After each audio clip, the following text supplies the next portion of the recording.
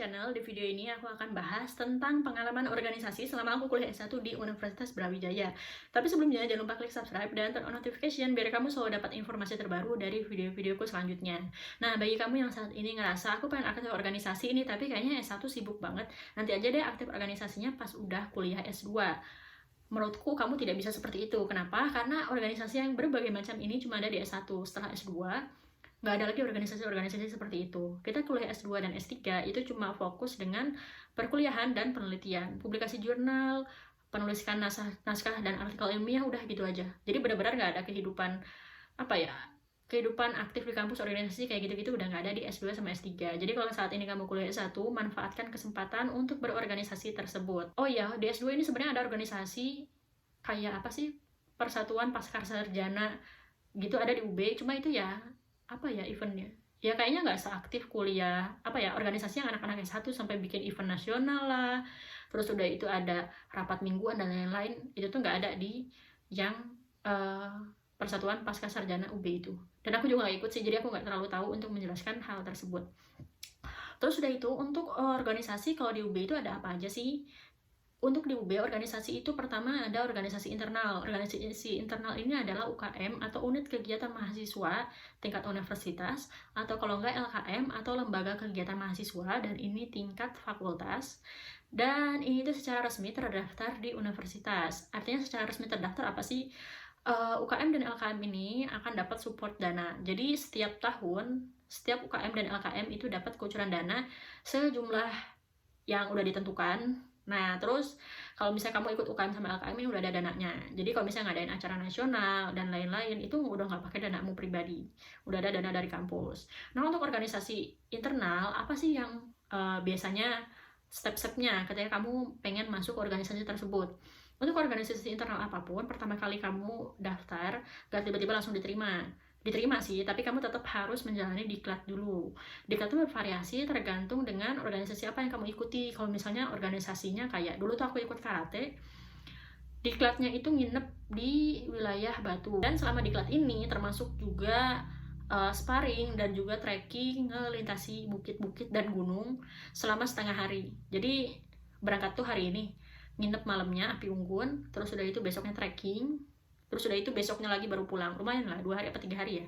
Itu untuk diklatnya, dan diklat ini terpisah lagi sama ospek ya. Jadi misalnya ospek nih udah awal semester, anggaplah 1 bulan full ospek ya, secara resmi dari jurusan, fakultas, dan universitas. Setelah itu baru nantinya ada diklat, ini terpisah lagi. Nah, terus udah itu setelah kamu menjalani diklat, udah resmi diterima, terus nanti kamu akan menjalani dan ikut programnya. Untuk kalau misalnya kamu masih maba, itu kamu belum bisa menjadi pengurus, jadi masih menjadi staff atau menjadi anggota biasa. Nah, kemudian di tahun depannya akan ada kaderisasi, dan nanti akan ada pemilihan ketua. Cuma kamu masih belum bisa menjadi pengurus intinya kalau masih di tahun kedua. Nah, biasanya kamu baru bisa mendapatkan atau ikut pemilihan jabatan, misalnya menjadi ketua UKM atau ketua LKM itu di semester 5.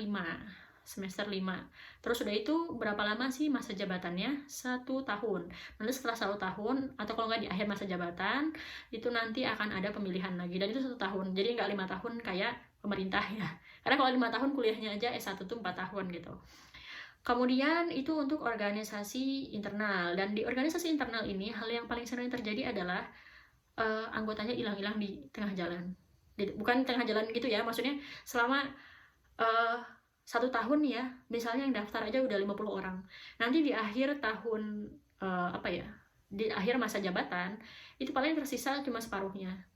Kenapa? Karena mahasiswa itu ikut organisasi nggak cuma 1, biasanya dia ikut 2 atau 3 lah standarnya. Dan setelah ikut itu pasti dia ngerasa akan ada yang dia lebih berat, atau dia lebih prefer, atau dia lebih suka terhadap organisasi tersebut, yang otomatis dia akan mengurangi porsinya di organisasi yang lain yang dia nggak terlalu suka. Dan itu umum terjadi. Jadi kalau misalnya organisasi kayak himpunan mahasiswa, atau kalau nggak organisasi Islami gitu kan, biasanya nggak dicari-cari, ya udah biarin aja gitu ya, seleksi alam dengan sendirinya. Tapi kalau misalnya kamu ikut Impala, itu misalnya kamu hilang ya, itu pasti dicariin, dikejar sampai kosannya, kenapa kamu nggak aktif, kenapa kamu hilang, dan lain-lain. Itu sering terjadi. Nah, jadi kamu bisa menentukan kamu mengambil UKM apa.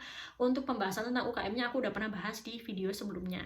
Nah, kemudian selain organisasi internal, ada juga organisasi eksternal. Organisasi eksternal ini adalah organisasi undercover. Jadi, tidak resmi, ada di dalam kampus, dan namanya juga eksternal kampus kan, cuma ini basisnya lumayan kuat. Jadi kalau misalnya kamu nanti sudah kuliah, anggaplah 1 semester atau 2 semester, kamu tahu orang-orang apa aja yang masuk organisasi eksternal. Dan organisasi eksternal ini lumayan lebih, apa ya, lebih keras lah, garis keras, nggak garis keras juga sih, lumayan lebih keras dibandingkan yang organisasi internal. Kalau di organisasi internal kamu hilang-hilangan kan nggak apa-apa ya. Terus ya kamu bisa punya kehidupan kamu sendiri di luar dari organisasi tersebut.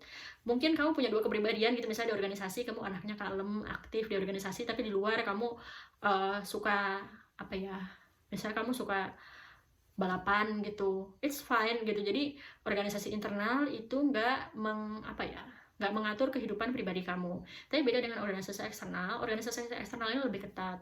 Misalnya untuk organisasi eksternal yang berbasis keislaman. Nah, kamu tuh nggak bisa misalnya ketika di organisasi kamu Islami, tapi di luar organisasi terus kamu tiba-tiba lepas hijab, nongkrong-nongkrong di kafe, nongkrong-nongkrong diskotik, kayak gitu, itu nggak boleh. Nah, jadi kalau misalnya kamu pengen ikut organisasi eksternal, akan ada peraturan yang lebih ketat. Dan biasanya kalau kamu hilang-hilangan di jalan, kamu pasti akan dicariin dan didatengin ke kosan. Dulu aku pernah ikut salah satu organisasi eksternal. Kenapa aku ikut organisasi eksternal? Karena aku pengen mencoba semua organisasi selama aku S1. Rencana aku dari SMA adalah ketika aku kuliah S1, aku nggak mau study oriented. Aku pengen juga aktif di organisasi. Akhirnya aku pengen mencoba semua organisasi, salah satunya aku ikut organisasi eksternal. Dan di organisasi eksternal ini tuntutannya lumayan banyak. Mulai kamu harus jadi tim sukses, terus juga termasuk ada satu ketentuan, yaitu aku harus tinggal di kontrakan bukan milik sih, yang isinya adalah anak-anak dari organisasi eksternal tersebut. Kenapa? Karena kalau terpisah-pisah itu, misalnya ada meeting atau ada rapat, kita kan pasti susah ya ketemunya. Misalnya kayak aku nih, rapat ada sampai jam 10 atau jam 11 malam, otomatis kan aku pasti pulang di tengah rapat. Kenapa? Karena kosanku ada jam malamnya. Nah, waktu itu ada salah satu persyaratannya adalah aku harus tinggal di kontrakan bareng sama mereka. Tapi kemudian aku tanyain dulu ke orang tua, dan ternyata orang tua nggak setuju. Orang tua masih nanyakan aman apa enggak, terus udah itu lokasinya seperti apa, satu kamar berapa orang. Dan ternyata satu kamar itu 2 orang, terus udah itu lokasinya juga nggak terlalu aman, jalannya itu gelap. Akhirnya orang tuaku nggak menyetujui. Kenapa? Ya itu beresiko gitu loh, kamu bela-belain segitunya untuk organisasi eksternal, padahal ada lagi yang utamanya kamu pindah ke Malang itu adalah untuk kuliah, jadi prioritaskan itu. Akhirnya waktu itu nggak jadi, dengan alasan yang nggak dibolehin sama orang tua. Dan sebenarnya tuh aku tetap dipaksa waktu itu, karena ya udahlah nggak usah bilang sama orang tua. Coba kan, ya apa ya, masa nggak bilang sama orang tua sih, orang aku di Malang juga waktu itu S1 masih dibiayai sama orang tua. Itu, terus udah itu juga kalau seandainya kamu nggak tinggal di kontrakan, terus kamu ngekos, kamu harus memberikan alamat kosanmu. Jadi kalau misalnya nanti kamu tiba-tiba hilang, nggak aktif, nggak datang rapat, kamu akan dicari ke kosanmu. Dan itu yang aku alami sampai akhirnya aku harus berpindah kosan dan juga mengganti nomor HP. Itu aku nggak menceritakan lebih dalam ya. Oke, selanjutnya adalah untuk organisasi nasional. Ini organisasi nasional itu di luar dari LKM sama UKM.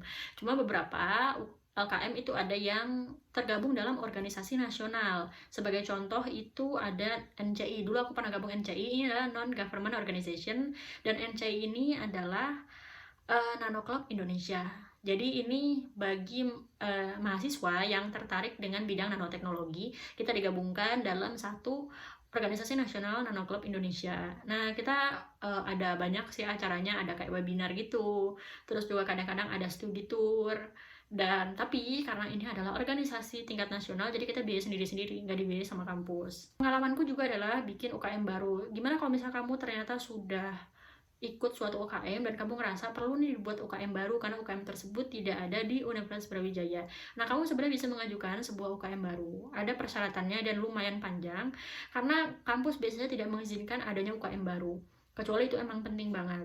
Kenapa? Karena kalau misalnya ada UKM baru, otomatis ada pengucuran dana baru dari kampus terhadap UKM tersebut. Nah, dulu tuh aku pernah berencana untuk membuat UKM, yaitu BNC, Brawijaya Nano Club. Dan ketika aku mengajukan ke dekan, itu tidak diizinkan, bukan dekan, wakil rektor itu nggak diizinkan. Dengan alasan apa? Brawijaya Nano Club ini apa yang dilakukan? Ya kita penelitian di bidang penelitian dan kepenulisan di bidang nanoteknologi. Nah, waktu itu sudah ada namanya RKIM, Riset dan Karya Ilmiah Mahasiswa. Itu kepenulisan dan penelitian dan kepenulisan ilmiah di bidang apapun, jadi sosial maupun eksak, atau saintek maupun soshum. Dan waktu itu, ya pihak rektorat keberatan, kenapa nggak digabung aja di RKIM? Kenapa harus berpisah menjadi BNC? Nah, kalau misalnya kamu berencana nantinya mau membuat UKM, ada persyaratan yang harus kamu penuhi, dan itu lumayan panjang. Cuma waktu itu aku akhirnya nggak berhasil untuk mendirikan BNC sebagai UKM tersendiri. Dan akhirnya BNC ini masuk menjadi sebuah divisi di RKIM sampai sekarang. Segitu aja, terima kasih sudah menonton video ini sampai akhir. Kalau kamu punya pertanyaan lain, bisa tanya di kolom komentar di bawah ini. Terima kasih.